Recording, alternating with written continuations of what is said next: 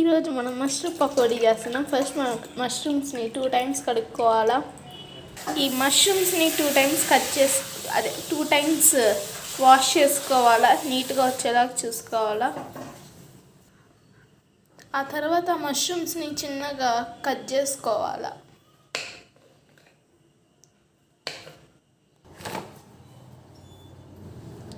ఇలా కట్ చేసుకున్న తర్వాత ఒక గిన్నెలో వేసుకున్న తర్వాత దాంట్లో కొంచెం మనం బియ్యం పిండి వేసుకోవాలి, సరిపోయేంత పిండి తర్వాత మనం శనగపిండి వేసుకోవాలి. నెక్స్ట్ మనం కార్న్ఫ్లోర్ వేసుకోవాలి. మసాలా వేసుకోవాలి. దీంట్లో మటన్ కానీ చికెన్ కానీ. దాంట్లో కొంచెం గరం మసాలా వేసుకోవాలి. నెక్స్ట్ కొంచెం కారం వేసుకోవాలి. తర్వాత కొంచెం సాల్ట్ వేసుకోవాలా,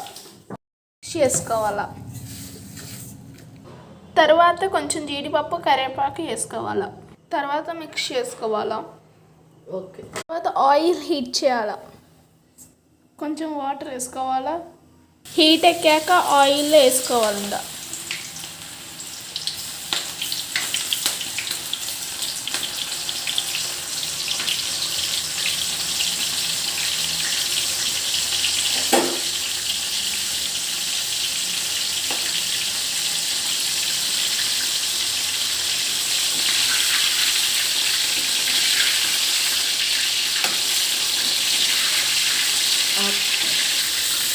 రెడ్డిష్ కలర్ వచ్చిందాక వేయించుకోవాలా.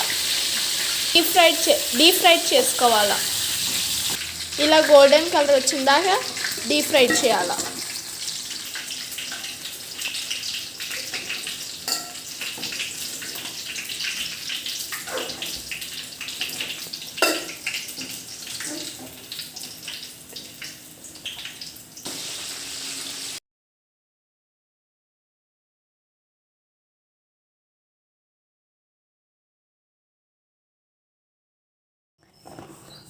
ఈరోజు మనం మష్రూమ్ పకోడీ చేస్తున్నాం. ఫస్ట్ మనం మష్రూమ్స్ని 2 టైమ్స్ కడుక్కోవాలా. ఈ మష్రూమ్స్ని 2 టైమ్స్ చేసుకోవాలా. తర్వాత కొంచెం జీడిపప్పు కరివేపాకు వేసుకోవాలా.